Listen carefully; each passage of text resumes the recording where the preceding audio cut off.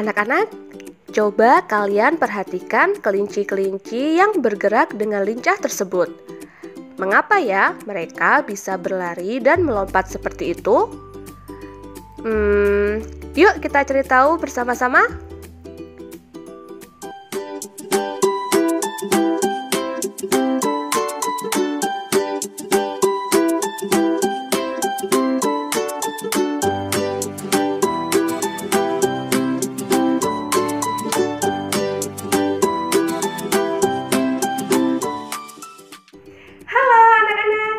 Assalamualaikum warahmatullahi wabarakatuh.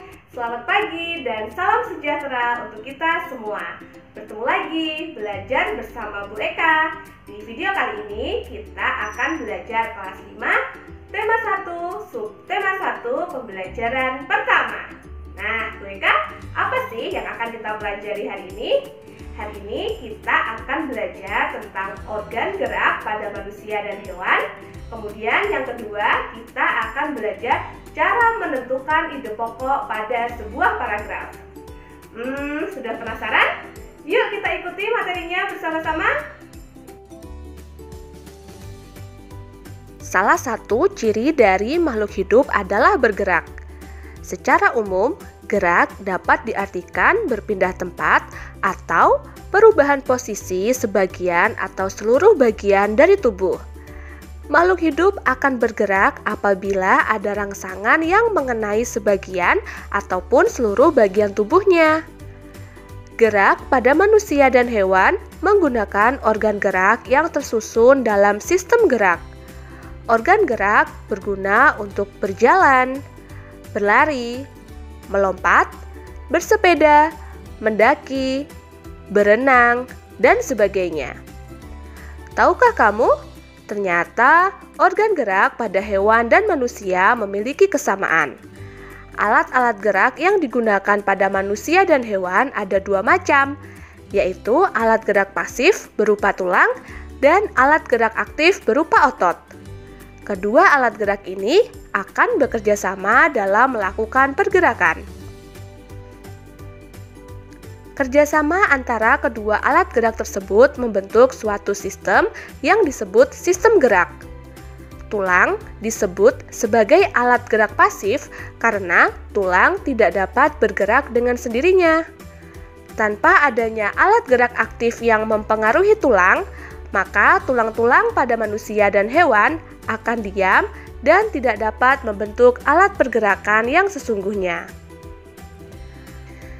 Walaupun merupakan alat gerak pasif, akan tetapi tulang mempunyai peranan yang besar dalam sistem gerak manusia dan hewan. Otot disebut sebagai alat gerak aktif karena otot memiliki suatu senyawa kimia yang membuatnya dapat bergerak. Pada saat otot yang menempel pada tulang bergerak, otot tersebut akan membuat tulang bergerak. Nah, anak-anak, untuk lebih memahami tentang organ gerak pada hewan dan manusia, sekarang coba anak-anak baca buku paket tema 1 halaman 3. Anak-anak, di halaman 3 kita akan bertemu dengan bacaan yang berjudul Organ Gerak Manusia dan Hewan. Anak-anak, dalam bacaan ini terdiri atas 5 paragraf. Ini adalah paragraf yang pertama. Kemudian ini adalah paragraf yang kedua. Selanjutnya, ini adalah paragraf yang ketiga. Kemudian, ini adalah paragraf yang keempat. Dan paragraf yang kelima. Jadi, bacaan ini terdiri dari berapa paragraf anak-anak tadi? Ya, terdiri dari 5 paragraf. Bu Eka, paragraf itu tandanya apa sih? Jadi, satu paragraf itu ditandai dengan bagian awal kalimat yang agak menjorok ke dalam. Kemudian diawali dengan huruf kapital dan diakhiri dengan tanda baca titik.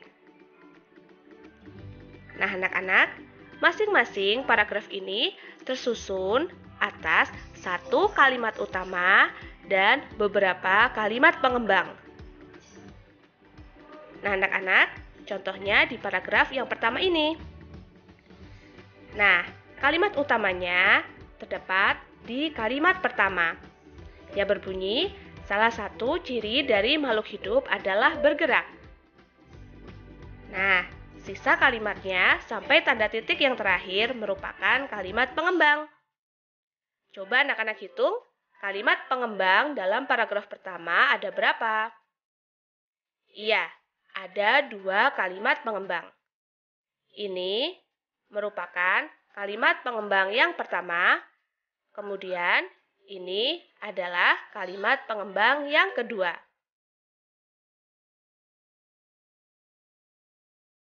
Nah, anak-anak, satu kali lagi ya, kita ke paragraf yang kedua. Coba anak-anak baca dan tentukan yang mana kalimat utamanya. Sudah ketemu? Iya, kalimat utamanya terletak pada kalimat pertama ya. Gerak pada manusia dan hewan menggunakan organ gerak yang tersusun dalam sistem gerak.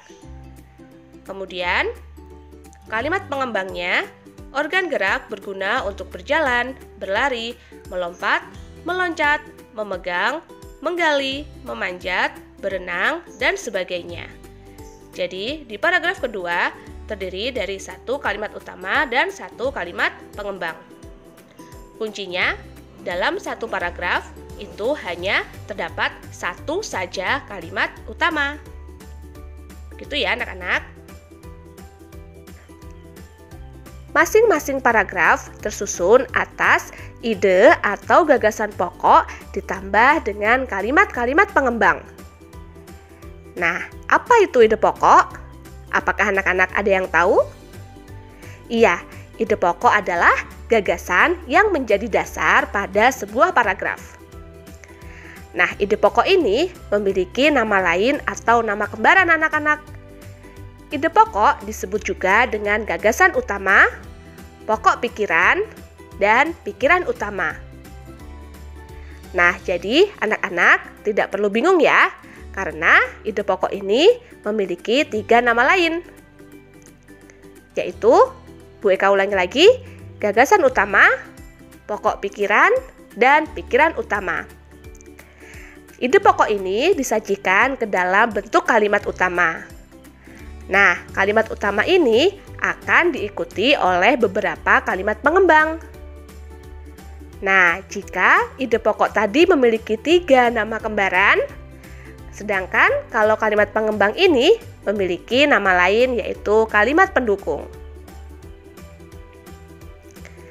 Lalu, bagaimana cara menentukan ide pokok? Nah, anak-anak, cara mudah menentukan ide pokok yang pertama adalah bacalah teks secara keseluruhan. Yang kedua, coba kalian tentukan kalimat utamanya. Nah, kalimat utama ini biasanya terletak di awal atau di akhir paragraf. Yang ketiga, tentukan ide pokok dari kalimat utama tersebut. Nah, yuk sekarang coba kita praktekkan bersama-sama. Anak-anak, coba kalian amati paragraf ini ya. Nah, anak-anak, kalimat utama itu biasanya terletak di awal paragraf atau di kalimat pertama, ya. Atau bisa juga terletak di akhir paragraf atau pada kalimat terakhir. Jadi, kuncinya ketika anak-anak mencari ide pokok, coba kalian langsung lihat kalimat pertama atau kalimat terakhir. Tentu saja setelah kalian membaca sebuah paragraf secara keseluruhan ya. Nah, jika sudah kalian baca secara keseluruhan, kalian lihat kalimat pertamanya atau kalimat terakhirnya. Jadi, ide pokoknya kalau tidak terletak di kalimat pertama, ya terletak di kalimat terakhir. Nah, anak-anak, sekarang kita belajar cara menentukan ide pokok dari kalimat utama. Nah, cara yang pertama, kita bisa menghilangkan beberapa kata yang tidak penting yang terdapat pada kalimat utama. Namun syaratnya, kata yang dihilangkan tersebut tidak mengurangi makna yang terkandung dalam kalimat utama. Kalau anak-anak bingung, nah bisa juga kalian menuliskan ide pokoknya sama persis seperti kalimat utamanya. Misalnya ide pokok pada paragraf pertama. Kita sudah menentukan bahwa kalimat utamanya adalah salah satu ciri makhluk hidup adalah bergerak. Kemudian kita ringkas ide pokoknya dengan menghilangkan beberapa kata yang tidak penting dalam kalimat utama tersebut. Ide pokoknya jadi berbunyi, ciri makhluk hidup adalah bergerak. Kita membuang kata salah satu. Nah, jika anak-anak bingung, tidak perlu repot-repot untuk menghilangkan beberapa kata. Silahkan ditulis sama persis dengan kalimat utamanya, yaitu salah satu ciri makhluk hidup adalah bergerak. Mudah bukan? Anak-anak, sekarang kita akan mempelajari jenis-jenis paragraf berdasarkan letak kalimat utamanya. Berdasarkan letak kalimat utamanya, paragraf dibagi menjadi 3, yaitu paragraf deduktif, paragraf induktif, dan paragraf campuran. Paragraf deduktif adalah paragraf yang kalimat utamanya terletak di awal paragraf atau di kalimat pertama. Paragraf induktif adalah paragraf yang kalimat utamanya terletak di akhir paragraf atau di kalimat terakhir. Sedangkan paragraf campuran adalah paragraf yang kalimat utamanya terletak di awal dan di akhir paragraf. Nah, anak-anak, untuk tugas hari ini silahkan anak-anak buka buku paketnya halaman 4 ya. Nah, ini dia halaman 4. Nah, tugas anak-anak adalah mencari ide pokok dan kalimat pengembang dari bacaan organ gerak manusia dan hewan yang terdapat di halaman 3. Nah, anak-anak silakan mencari ide pokoknya mulai paragraf 2, 3, 4, dan 5. Tulis ide pokoknya, kemudian tulis satu saja kalimat pengembang yang terdapat di bacaan tersebut. Ini contohnya tadi kita sudah membahas bersama ya. Ide pokoknya salah satu ciri dari makhluk hidup adalah bergerak. Nah, kalimat pengembangnya kalian pilih salah satu aja. Kalau misalnya dalam paragraf tersebut ada 2 atau lebih kalimat pengembang, ditulis aja salah satunya. Itu ya anak-anak ya. Anak-anak, untuk tugas yang kedua adalah latihan soal berikut ini ya. Ada 10 latihan soal. Silahkan anak-anak tulis soalnya, kemudian dikerjakan. Setelah itu difoto dan dikirimkan ke guru kalian masing-masing untuk mendapatkan nilai ya. Anak-anak, untuk menyelesaikan tugas online, anak-anak bisa melihat di kolom deskripsi ya. Silahkan ditekan tombol ini.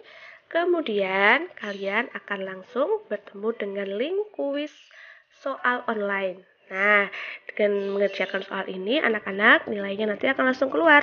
Silahkan langsung diklik. Nah, ini dia.